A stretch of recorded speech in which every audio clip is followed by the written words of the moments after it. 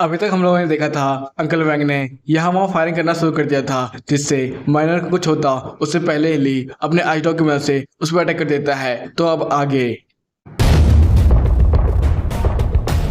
Episode की starting हम लोग देखते हैं सही माइनर पीछे मुड़कर देखते हैं आखिर किसने किसने उनकी जान बचाई है। ये देखकर तो वो बहुत ज्यादा चौंक जाते हैं कि ली के पास एक बीस्ट था। ये देखकर कुछ कहते हैं ली ली एक बीस्ट मास्टर है, मतलब हम सबकी जान अब बच चुकी है। ये देखकर तो अंकल वैंग अंदर ही अंदर बहुत ज्यादा गुस्सा हो रहे थे और कह रहे थे एक कुत्ते को तुम लोग बीट कैसे कर सकते हो, और हाँ इसकी हिम्मत भी कैसे हुई मुझ पर अटैक करने की, मैं यहाँ पर सबको मार दूंगा। फिर वो अपने पॉइजन सेंटीपीड को बाहर निकालते हैं और कहते हैं जल्दी करो, सब पर अटैक करो और सबको खत्म कर दो। पॉइजन सेंटीपीड को बेकाबू होता हुआ देख कर ली अपने आइस डॉग से कहता है जल्दी करो, आइस की एबिलिटी का इस्तेमाल करो और पॉइजन सेंटीपीड के ऊपर अटैक करो, हो सके तो उसके पॉइजन को भी जमा दो। ये सुनते ही आइस डॉग बड़ी तेजी से अपने आइस का इस्तेमाल करते हुए पूरे पॉइजन को जमाने की कोशिश करता है। उसके बाद वो सीधे पॉइजन सेंटीपीड के ऊपर अटैक कर देता है। इस अटैक को आता हुआ देखकर तो पॉइजन सेंटीपीड बड़ी मुश्किल से डॉज करता है और सीधे जमीन के अंदर चला जाता है। कह देखकर तो आसपास के सही माइनर आपस में बात कर रहे थे। अचानक ये पॉइजन सेंटीपीड कहाँ पर चला गया, हमें तो कहीं नहीं दिखाई दे रहा है, शायद वो धरती के अंदर तो नहीं चले गया। नहीं नहीं ऐसा नहीं हो सकता है, तब तो बहुत बड़ी मुसीबत आ जाएगी हमारे पर। ये देखकर अंकल वैंग समझ जाता है पॉइजन सेंटीपीड अपने आप को उस अटैक से बचाने के लिए जमीन के अंदर गया है। फिर वो दांत पिसते हुए कहता है ये ली का बच्चा इतना ज्यादा स्ट्रॉन्ग कैसे बन गया। फिर वो जो से हंसते हुए कहता है मुझे पता चल गया है, पॉइजन सेंटीपीड जमीन के अंदर इसलिए गया है वो पूरे माइंड को ही तबाह करना चाहता है। अभी भी तुम्हारे पास एक मौका है, अगर तुम लोग सब मेरे सामने घी गिरा कर भीख मांगते हो तो मैं तुम सबकी जान बख्श सकता हूँ, नहीं तो तुम लोग यहीं पर मरने वाले हो। ये सुनकर तो ली कहता है अंकल वैंग दया की भीख तो तुम मांगोगे, लेकिन मैं फिर भी तुम्हें नहीं छोड़ूंगा। ये सुनकर अंकल वैंग बहुत ज्यादा खतरनाक तरीके से उसे देखते हुए कहते हैं बच्चे तुम तो बहुत ज्यादा घमंडी हो चुके हो और तुम्हें पता भी नहीं है किस समय और क्या बोलना चाहिए, लगता है तुम मेरे हाथों ही मरना चाहते हो फिर से। फिर वो अपने पॉइजन सेंटीपीड से कहता है जल्दी आओ और उसके ऊपर एक खतरनाक सा अटैक करो। ये सुनते ही ली तो उसे चौकन्ना हो जाता है और आसपास देखने लगता है। तो पीछे से वो सेंटीपीड मॉन्स्टर बाहर निकलकर ली के ऊपर अटैक ही करने वाला था। तभी हमारी म्यांमार का एंट्री होता है और वो अपना म्यांमार की के साथ सीधे उसके ऊपर अटैक करती है, जिसे सेंटीपीड मॉन्स्टर तो सीधे चट्टान से टकराता है और नीचे गिरकर ढेर हो जाता है। ये देखकर तो अंकल वैंग को बहुत झटका लगता है और वो अपने मन ही मन कह रहे थे असंभव असंभव, ऐसा हो ही नहीं सकता है, एक स्ट्रॉबेरी कैट मेरे मेरे पॉइजन सेंटीपीड को ढेर नहीं कर सकती है। इधर लेन अपने दोनों बेस्टों के साथ कहता है अंकल वैंग मैं तुम्हें पहले बताया था ना, आज तो तुम मेरे हाथों से कहीं बचकर नहीं जाने वाले हो। ये देखकर तो अंकल वैंग बहुत बड़ा शौक में था और कह रहा था रुको रुको, तुम्हारे पास दो दो बेस्ट कैसे हो सकते हैं, तुम कब बेस्ट मास्टर बने। इधर ली धीरे धीरे कर कुल्हाड़ी को उठाता है और कहता है आप जानकर ये क्या ही कीजिएगा, और वैसे आपने जैसे मुझे मारा था आप भी वैसे ही मरने वाले हैं। फिर ली उसके ऊपर कुल्हाड़ी चलाने वाला था, लेकिन तभी पीछे से छोटी बच्ची आती है और कहती है ली रुक जाओ ली, तुम ऐसा नहीं कर सकते हो। ये बोलकर वो सीधे उसके ऊपर कूद जाती है और कहती है ली प्लीज ली रुक जाओ, अगर तुमने इसे एक बार मार दिया तुम्हें मारने का शौक आ जाएगा, उसके बाद तुम कभी भी इससे पीछे नहीं कर पाओगे, चिंता मत करो, हम इसे पकड़ कर न्यायालय में ले जाएंगे और इसे पूरा पनिशमेंट मिलेगा। इधर ली तो छोटे बच्चे को उठाते हुए कह रहा था हाँ ठीक है मैं समझ गया हूँ, अब बस तुम मेरे माथे पर से उठ जाओ, मुझे सांस लेने में तकलीफ हो रही है। ये सब देखकर तो म्याऊं म्याऊं अंदर अंदर मुस्कुरा रहा था और कह रहा था बेटे ले ले जितने मजे लेने हैं अभी ले ले। इधर सही माइनर बहुत ज्यादा खुश थे और कह रहे थे फाइनली हम लोग बच चुके हैं। हाँ भाई हाँ हम लोग बच चुके हैं और इसमें तो हमें बहुत सारे फायर क्रिस्टल मिले हैं, इससे हम लोग बहुत ज्यादा अमीर बन जाएंगे। फिर छोटी बच्ची कैप्टन को हथकड़ी पहना देती है और कहती है चलिए कैप्टन अब हम आपका पुलिस स्टेशन में अच्छे से स्वागत करेंगे। फिर वो लेकी तब देखती है और कहती है हाँ अब तू कहाँ चला, तू भी हमारे साथ पुलिस स्टेशन में जाने वाला है, क्योंकि तुम्हें तो बहुत कुछ पता है माइनिंग के बारे में, हमें तो ये सब नहीं पता है। और हाँ बाकी बच्चे माइनस, चलो अभी का काम सब खत्म हो गया है, हम लोग बाहर चलते हैं। इधर ली कुछ देखता है और जोर से चिल्लाता है माइनिंग की छत पे दरारें आने लगी है, जिसकी वजह से ये पूरा माइनिंग ही ढहने वाला है, हमें जल्दी यहाँ से भागना पड़ेगा। ये सुनते ही माइनर के बीच में भगदड़ी मच जाती है, सब कोई अपनी जान बचाने के लिए वहाँ की तरफ भागने लगते हैं। कुछ माइनर आपस में बात कर रहे थे, कोई पीछे बच तो नहीं गया, अरे भाई जल्दी से भागो यहाँ पर बहुत सारी चट्टानें गिर रही है। अचानक हुए इस बदलाव को देखकर तो छोटे बच्चे को समझ में नहीं आया था आखिरकार वो करे तो करे क्या, क्योंकि उसके हाथ पैर भी काम नहीं कर रहे थे और एक बड़ा सा चट्टान उसके ऊपर गिरने वाला था। तभी ली उसे अपनी बाहों में भरकर बचा लेता है और अपने विष्णु से कहता है जल्दी करो इसकी मदद करो और इसे बाहर की तरफ ले जाओ, मैं जल्दी से उस कैप्टन को पकड़ के लाता हूँ, लगता है वो इस दौरान कहीं भाग गया है। जैसे ही ली माने के अंदर कैप्टन को पकड़ने के लिए जाता है तभी एक बड़ा सा चट्टान उसके पीछे गिर जाता है। ये देखकर तुली भी बहुत ज्यादा चौंका हुआ था। ये देखकर छोटी बच्ची तो बहुत ज्यादा घबरा जाती है और दीवार को ठोकते हुए कहती है, ली तुम ठीक तो हो ना? तुम्हें तुम्हें कोई चोट तो नहीं आई? फिर ली कहता है, चिंता मत करो, मैं सब बिल्कुल सही सलामत हूँ, मैं कोई अच्छा सा रास्ता ढूंढ लूंगा बाहर निकलने के लिए, तुम बाहर चले जाओ। इधर अंकल वैंग दांत पीसते हुए कहते हैं, ली तुमने मुझे फंसाने की बहुत ज्यादा कोशिश की, लेकिन अब क्या, अब तुम भी मेरे साथ ही मौत के मुंह में फंस चुके हो और हम दोनों ही यहाँ पर दफन हो जाएंगे। ये सुनकर लैन अपने पॉकेट से कुछ बाहर निकालते हुए कहता है, अंकल वैंग मैंने पहले भी कहा था मैं आपको कभी भी माफ नहीं कर सकता हूँ। और आप सोच रहे होंगे मैंने अभी तक आपको नहीं मारा है, मैं तो बहुत ज्यादा नरम दिल का व्यक्ति हूँ। नहीं, बल्कि उस समय बहुत सारी आंखें आप ही को देख रही थी, लेकिन अब हम लोग अकेले हैं, अब आपका क्या होगा? यह देखकर तो अंकल वैंग के भी पसीने छूटने लगते हैं और वो डरते हुए कहते हैं, बच्चे बच्चे तुम ऐसा नहीं कर सकते हो, तुम ये सब गलत कर रहे हो। ये सुनकर जाओ तो जो दूर से हंसते हुए कहता है, अंकल वैंग अगर ये सब गलत था तो आपने उसने सारे माइनर को माइनिंग में मरवा दिया या फिर मार डाला, वो सब क्या था मुझे सब पता है, आपने ही इतने सारे माइनर को मारा है ना, सच सच बताइए। नहीं ली, तुम गलत समझ रहे हो, मैं उससे मजबूर था, मैं क्या ही करता, अगर मैं उन्हें मारने ला के नहीं देता तो वो लोग मुझे मार देते। मैंने अपनी जान बचाने के लिए बस 2-3 आदमियों की बलि चढ़ा दी है। ये सुनकर ली कहता है, ओह आपने तो डील किया था ना उस बीस्ट मास्टर से कि आप उसे हर रोज मारने ला के देंगे जिसकी उसकी ताकत और भी ज्यादा बढ़ती जाएगी, क्या आप ये भूल गए हैं? ये सुनकर तो अंकल वैंग के पसीने छूट जाते हैं और वो डरते हुए कहते हैं, तुम्हें ये सब कैसे पता चला? लेकिन मैं फिर भी अभी तुम्हारी मदद कर सकता हूँ उस बीच मास्टर को पकड़ने में, बस मेरी जान बख्श दो। इधर लैन मदद चलाते हुए कहता है, अंकल वैंग आप सीधे नर्क में जाइए।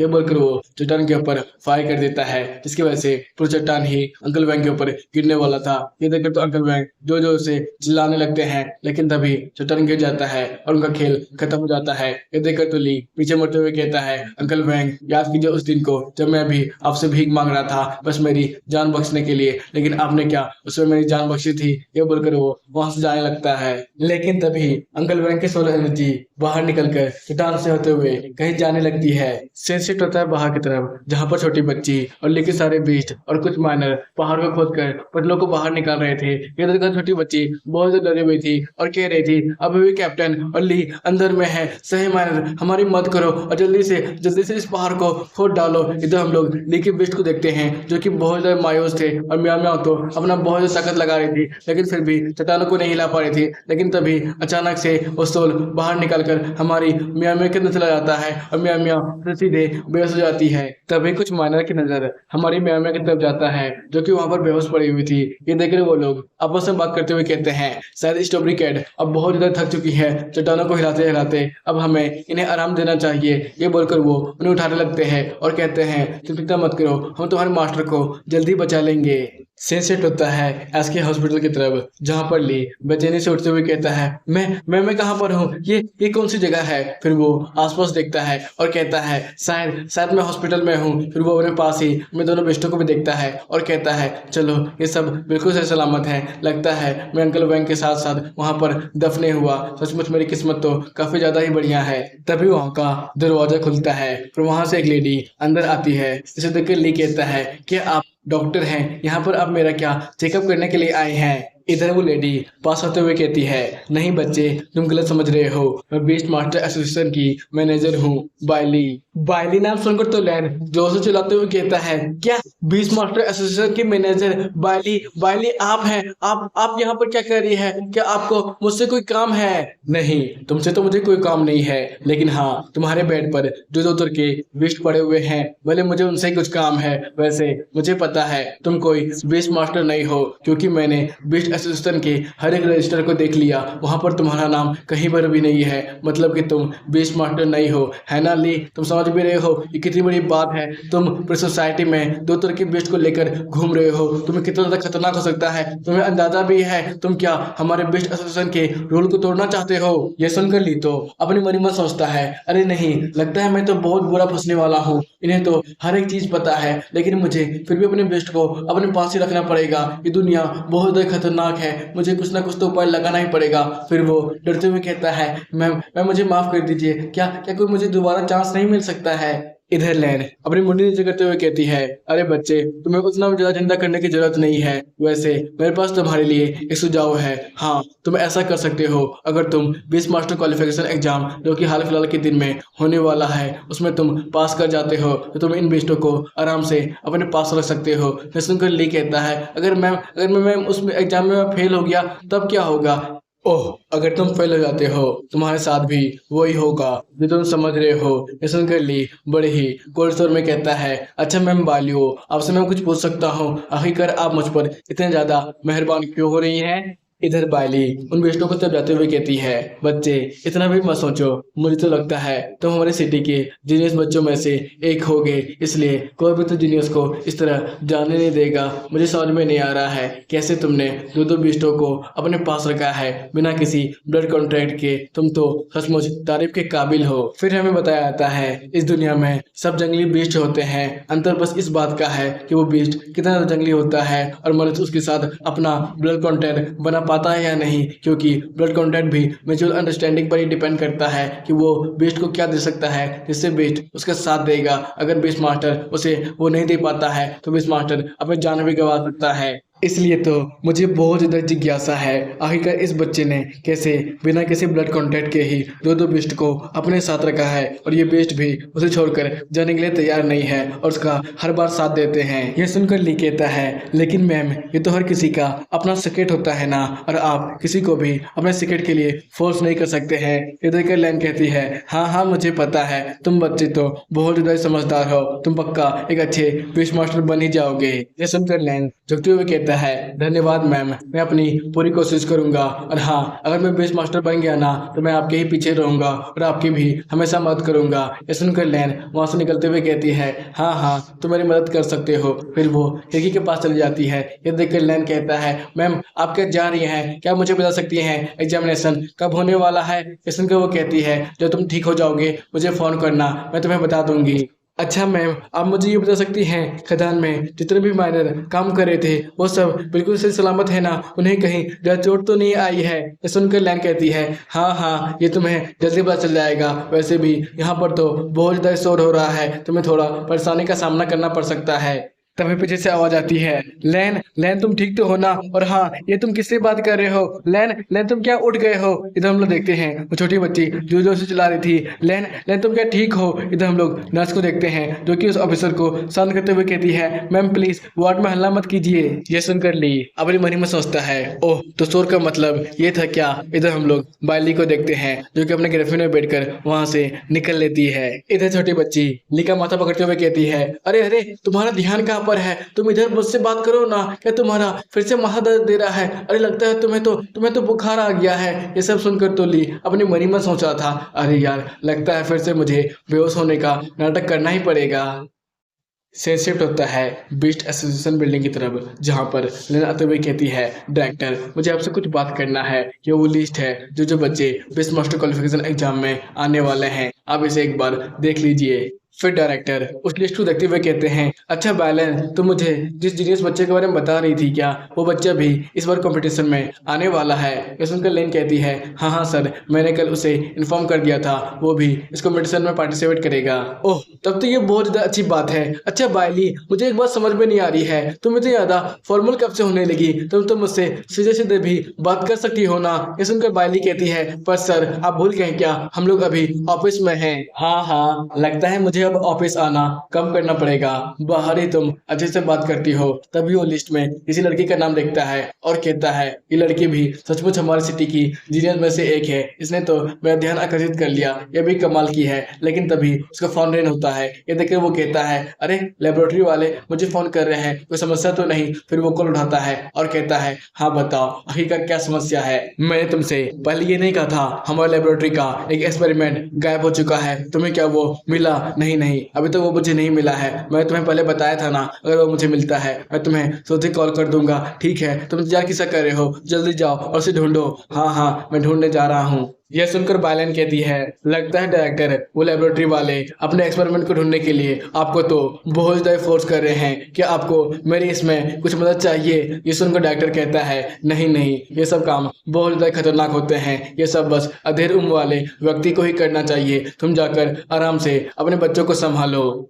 सीन शिफ्ट होता है बाहर की तरफ, जहाँ पर बहुत सारे बच्चे बेस्ट मास्टर क्वालिफिकेशन एग्जाम के लिए आए हुए थे। कुछ लोग बात कर रहे थे, यार मेरा पिछले साल तो नहीं हुआ था, लेकिन इस बार मैं पक्का पास हो जाऊंगा। इधर ली भी आया हुआ था और बेस्ट मास्टर एसोसिएशन के बिल्डिंग को देखते हुए कहता है, सचमुच ये काफी बड़ा है। तभी कोई पीछे से ली को बुलाता है। ये देखकर ली पीछे मुड़ते हुए कहता है, अरे सोनू मोनू, तुम यहाँ पर क्या कर रहे हो? ये देखकर सोनू कहता है, भाई मुझे विश्वास नहीं हो रहा है, तू भी इस एग्जाम को देने के लिए आ रहा था। मैं तो तुझे पता है कितनी देर से खोज रहा था बीस्ट क्वालिफिकेशन एग्जाम के लिए। मैं तुम्हारे घर तक गया था, लेकिन तुम्हारी बहन कह रही थी कि वो अभी घर में नहीं है। मुझे तो लगा था तो इस जगह पर वापस नहीं आने वाला है, लेकिन देख तू हमें यहाँ पर मिल गया है। सचमुच तू भी ना बीस्ट मास्टर बनने के लिए तैयार है ना? हाँ हाँ यार, अब तो मैं बिल्कुल तैयार हूँ। वैसे मुझे माफ़ कर देना, मैंने स्कूल से ड्रॉप आउट ले लिया, लेकिन तुम लोग को कुछ बिना बताए ही। वैसे मेरे फैमिली कंडीशन हो गया था, नहीं तो मैं तुम लोग को हर एक चीज़ अच्छे से समझाता। ये सुनकर तो मोनू कहता है, हाँ भाई तू तो अब बहुत ज़्यादा बड़ा आदमी हो चुका है, हम लोग को थोड़ी ना बताएगा। वैसे तुम्हारा को फैमिली कंडीशन हुआ था तो अपने भाइयों को बताने में क्या शर्म थी? तो क्या हमें बाहर की तरह ट्रीट करता है?